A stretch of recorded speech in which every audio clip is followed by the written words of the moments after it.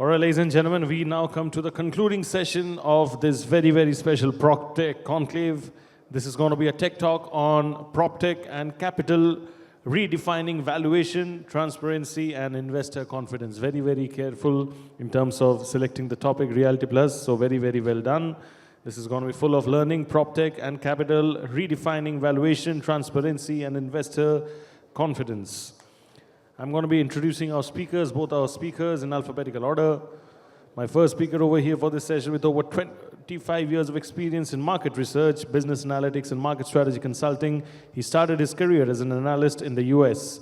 He has extensive experience in market research, business analytics, market strategy consulting, global finance in the Indian real estate sector. And in the year 2017, he founded CRE Matrix, the technology-driven real estate intelligence platform powered by authentic transaction data. Ladies and gentlemen, the CEO and co-founder of CRE Matrix, please clap it up for Abhishek Kiran Gupta. Thank you so much, Mr. Gupta. Please, I welcome you over here to this very, very special session. Thank you.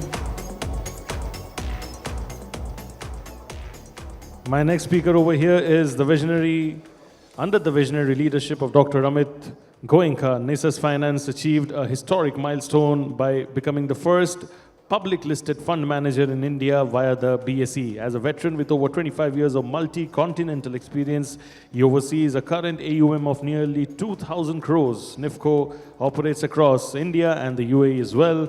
With focus on investments across real estate and urban infrastructure, NIFCO is managing SEBI-registered company, AIF funds, Gift City Fund, and the Dubai DIFC Fund. Ladies and gentlemen, the chairman and managing director, Nisas Finance Group, please, the honorable founder. Let's clap it up for Dr. Amit Goenka. Thank you so much, Mr. Goenka, for joining us over here.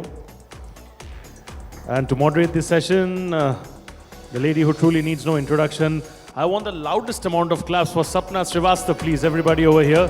Can we all clap a little louder for Sapna? In-house mate over here when it comes to Realty Plus, always doing her best to get the best people from the industry for these very, very technical conversations. Thank you, Sapna. And your timer is there for your reference. Over to you.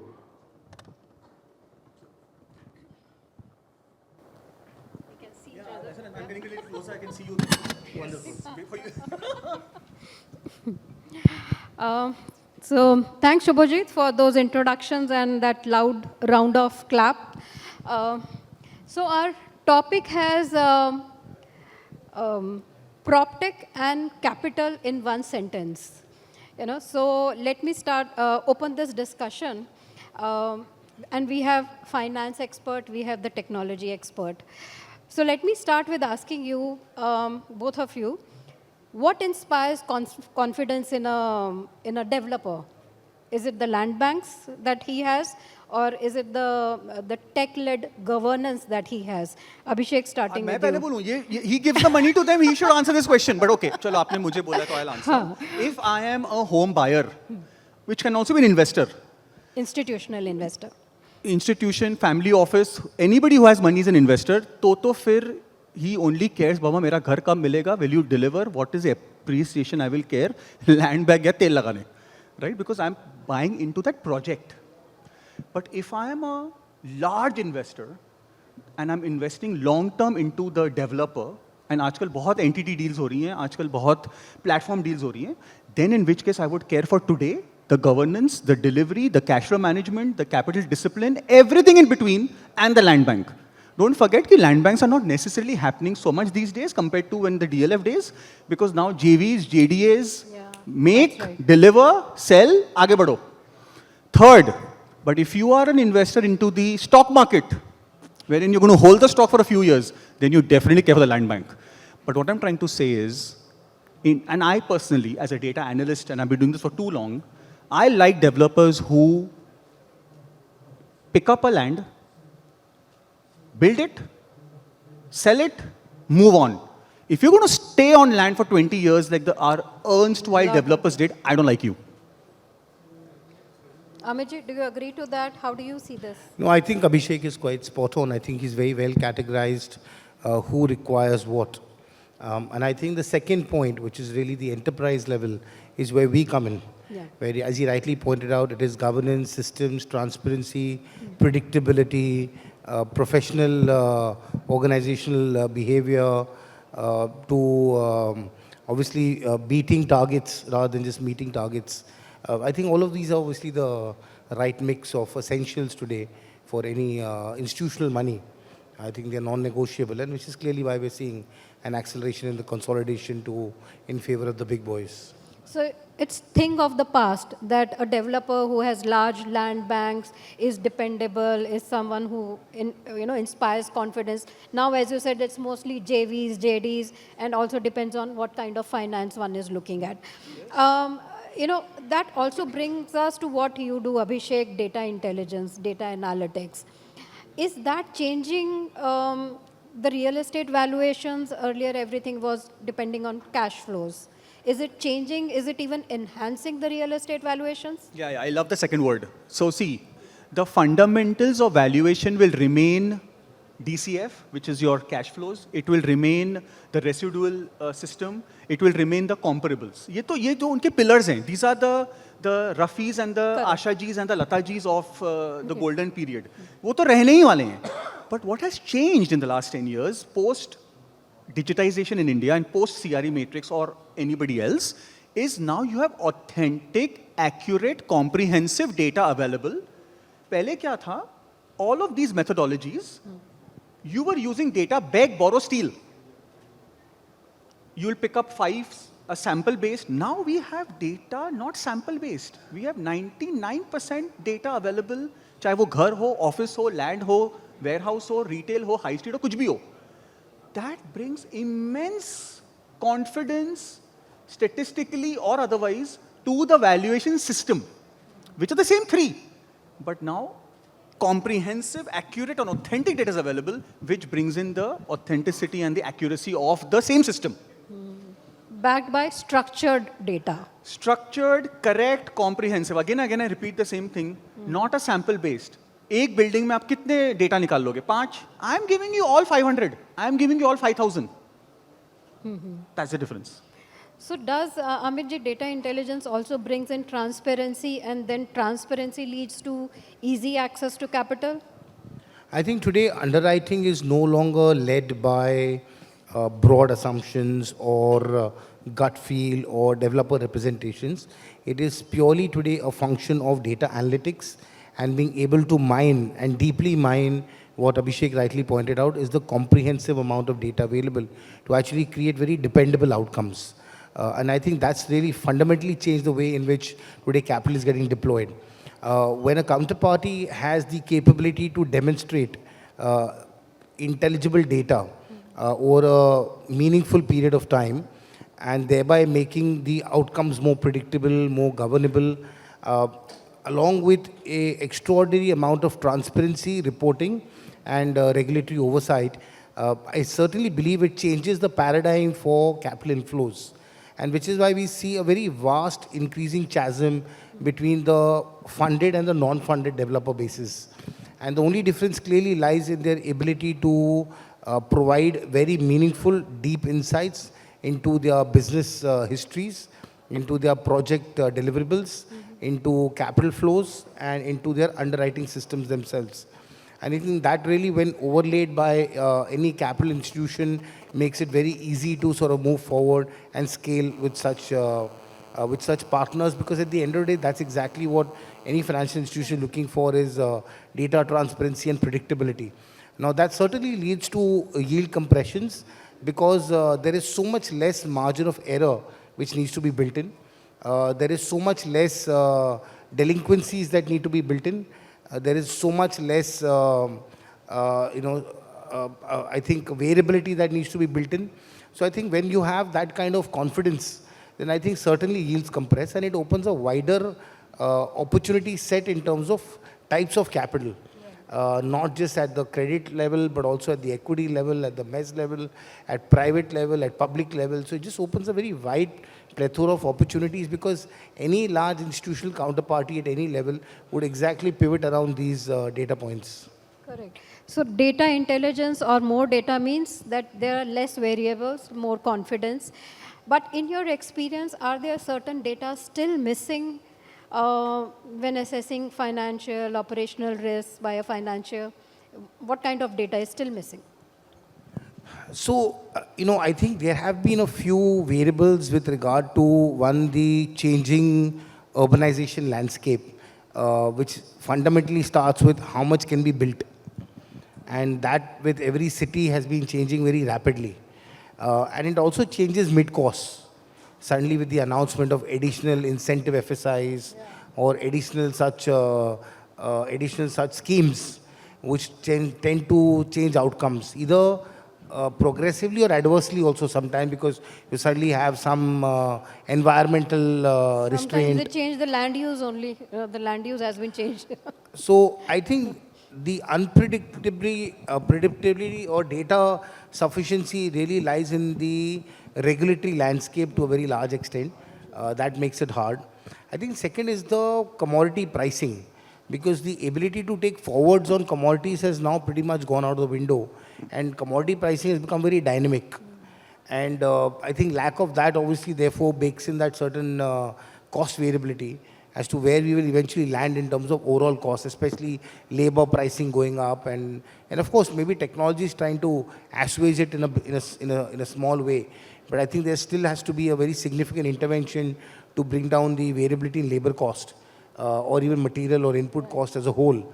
And the data has not been very minutely broken down into components over a very long period of time to say very predictably. I think there are still some broad thumb rules at work in terms of labor input or material input or technology input. Of course, a lot of these things also, ratios have been changing with time. So I think that makes data slightly more difficult to underwrite, is the actual total cost of production. And again, now because we also own a construction company, we're seeing that also in our construction contracts, which my subsidiary does, is they're trying to also keep a lot of margins of error also having passed through costs to the project, which can't be absorbed by any contracting company or an EPC company. I think that's the second part, is so regulatory interventions or changes or input costs have been, I think, the second. Third, suddenly we've also seen a very large spurt, if I have to talk about one asset class, which is residential, on the luxury side. For a very long time, affordable and mid-income was largely 78% of the landscape. And so there was deep amount of granularity of understanding of that asset class. Suddenly with the disruption in that space and it being now superseded by mid to high luxury products, where again the specifications can vary wildly depending upon the target audience or TG. That makes it again hard to say what the actual underwriting value can be, because the range of values have been very, very vast. And recently, I think his report said that how NCR has taken over as a luxury destination. And who would have imagined that the back end beyond of NCR at one time can actually become the luxury capital of India, and not South Mumbai. So I think those are very hard to make predictions because we haven't seen enough of luxury, branded and bespoke products. And I think with the creation of that on the rise, underwriting becomes slightly more difficult.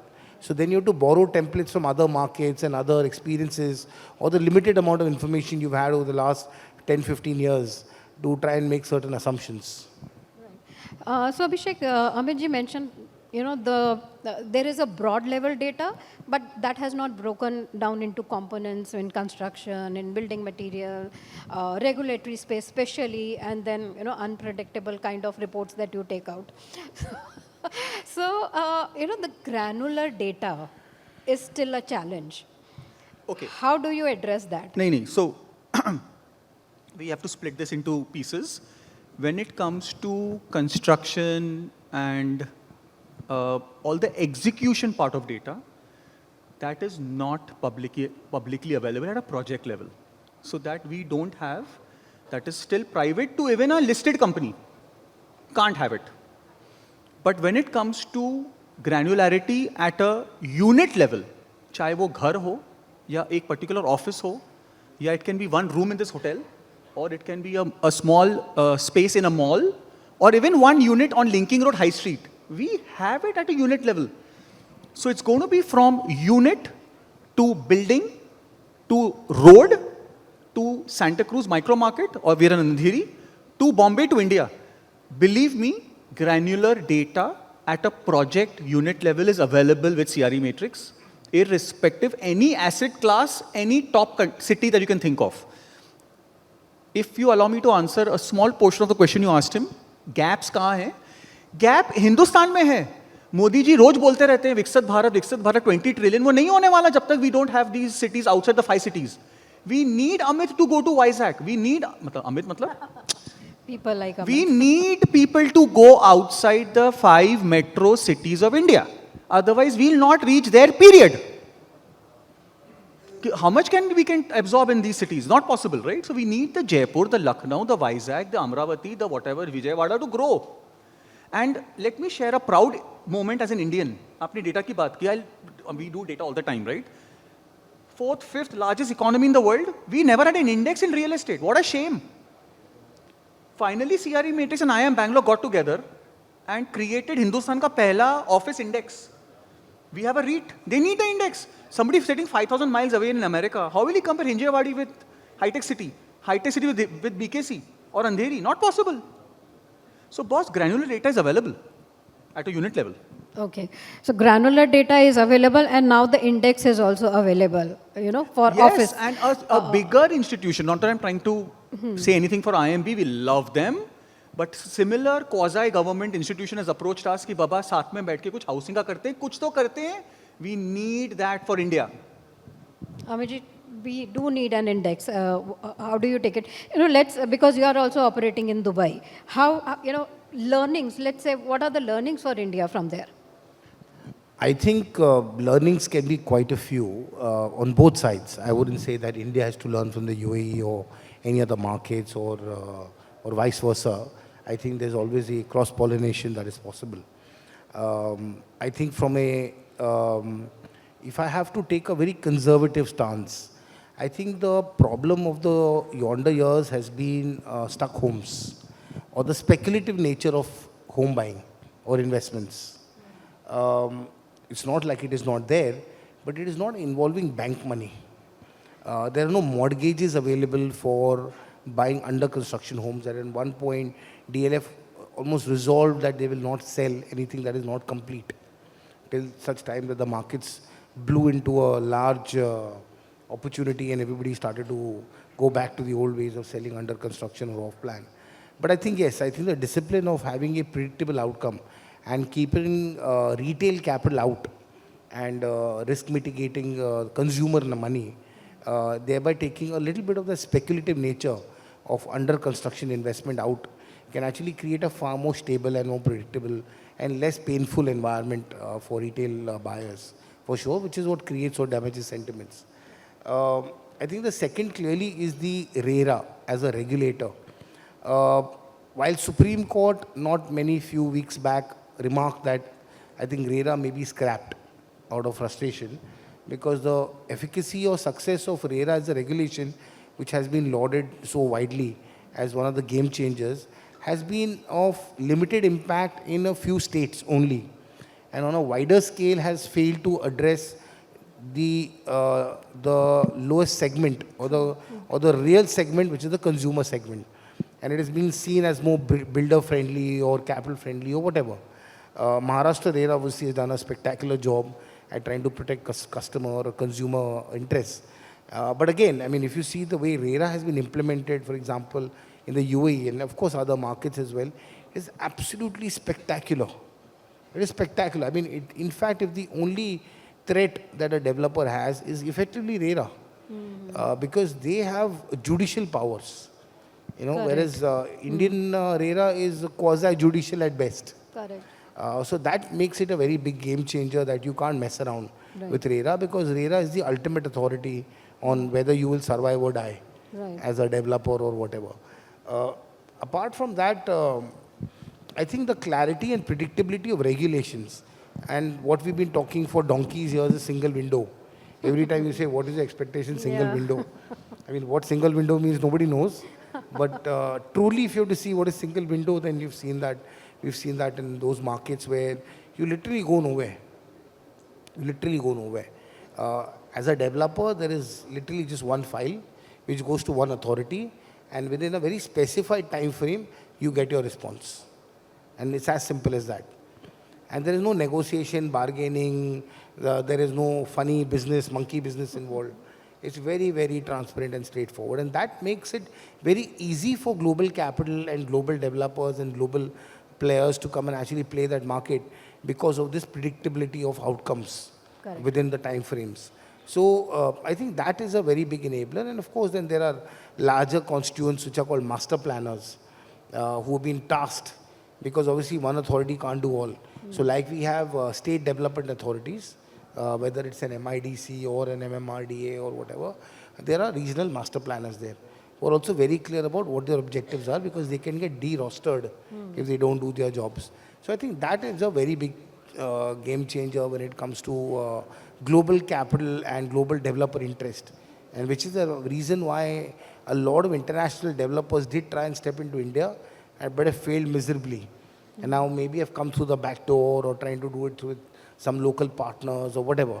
But that obviously remains an impediment. So I think there are lessons for both sides, but and as he rightly said, expansion outside of the few metro locations. Yes. Unless we are able to create a 50 city or a 60 city or a 100 city story, you will have concentration risk and therefore price spikes and cyclicality, which will keep on hitting these limited markets. That's right. One word that comes from Amit is predictable outcomes, which is not happening in Indian real estate. How do we ensure that? I mean, it's very difficult as long as Amitji mentioned, regulatory landscape doesn't become more effective, RERA doesn't become more effective, we will still see unpredictable outcomes. Your suggestion, at your level, in terms of probably technology, in terms of data, what can, maybe one or two pointers that can help here? Predictive outcome in real estate. Well, in the beginning only, 20 minutes back we spoke about, for a person it's always, Baba, mera ghar time pe de dena, whatever I've invested, it should come on time, right?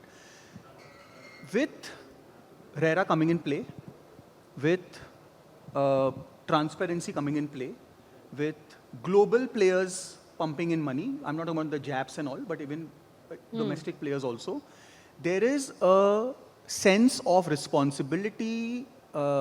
Somebody is looking over your shoulder, either regulator or somebody who's given you money.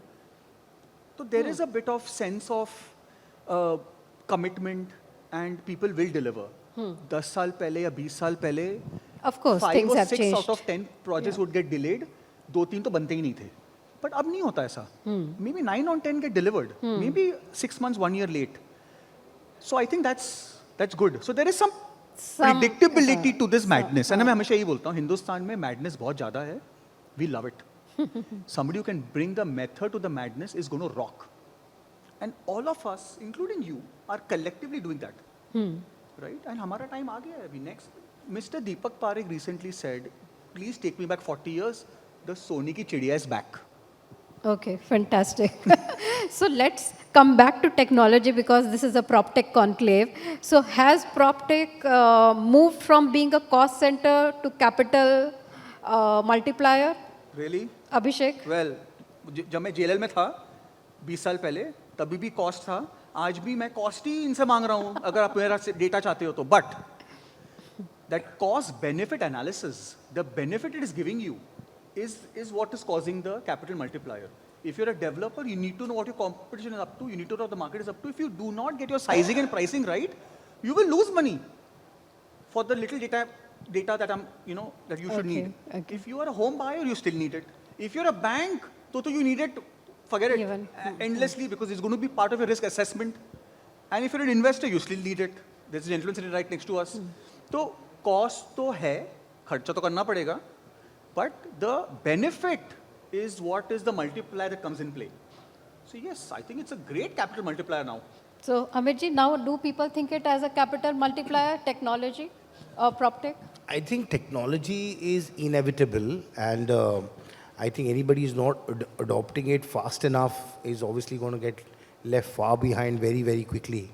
The pace of adoption and acceleration has been quite phenomenal, and it has obviously now intervened into pretty much every part of the supply chain. Earlier it was more dominant on the customer facing side or the client acquisition side or on the retail brokerage side. But I think now it's proliferated into construction in a big way, in risk management, in compliance, in predictability, in so in firefighting, so many areas it's now becoming, and of course finance as well, because data analytics and fast computing is obviously today in need of the hour as to how fast you can come up with results and how fast you can ensure that your risk parameters are in place, and how do you crunch data coming from your multiple investments on real-time basis to actually change course if required before it's too late.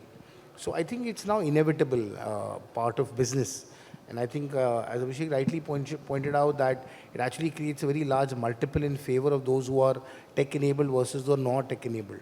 Correct. Because clearly, if things blow up, there's no way you're going to be able to come back, and therefore being able to prevent that.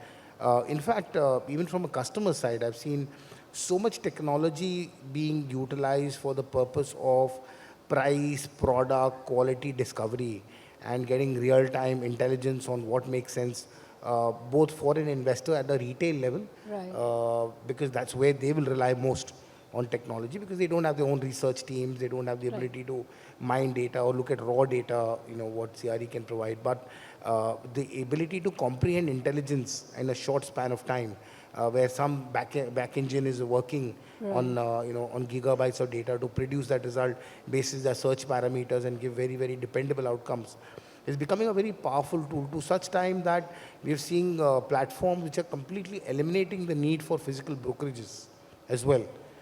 It's just being able to do real-time transactions online with the ability to actually give you an outcome without having to visit 20 places. That's right. And That's almost certifying that this is your best bet.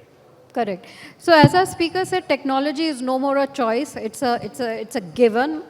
You need to have it if you want capital, if you want customers. As Abhishek mentioned, data is there. At a granular level, the data is there. There's a lot more need to be done in various segments, as Amitji said, at the regulatory landscape or the building material, construction ecosystem. But yes, we are getting there. So thank you so much for giving us those very varied perspective on how PropTech, the valuations and the capital is moving in the Indian real estate. Thank you so much, Abhishek, and thank you so much, Super Amit. happy. Thank you for inviting. Please do more of these sessions so that we can give back to the industry all the knowledge we have. Yes. But next time, iska kuch naam rakhenge. Data is not oil anymore, it's the new water. You cannot live without it. Okay, yeah, very true, very true. Thank you, Abhishek, for those last words. Thank you. Thank you so much to both of you. I'll request both of you to please kindly remain on stage. And ladies and gentlemen, I'll request everybody to please kindly clap it up for these two gentlemen over here. I'll request Sapna to please kindly give the token of appreciation to our esteemed speakers over here. Thank you so much, both of you, for joining us over here. And can we fix the light over here, please?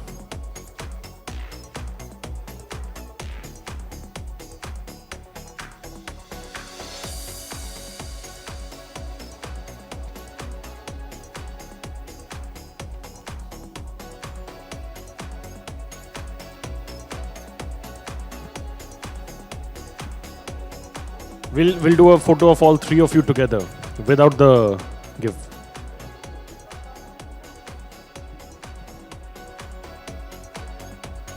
Thank you so much.